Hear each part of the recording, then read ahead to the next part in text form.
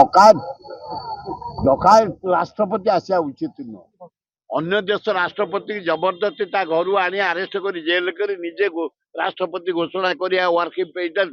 गोटा अलाज जातिसंघ कहीं कौन पे जातिसंघ कौन आवश्यक अच्छी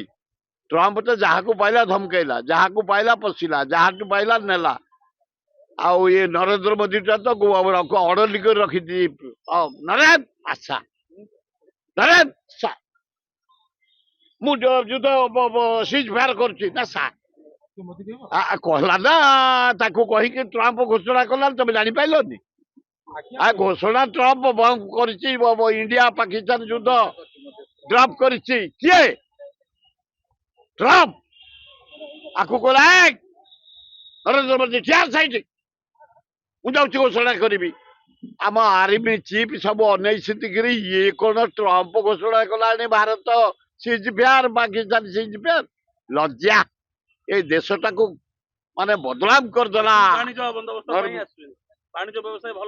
ए बढ़े कंटिन्यूस पी सारे आ बढ़ कौन कि बढ़ा बढ़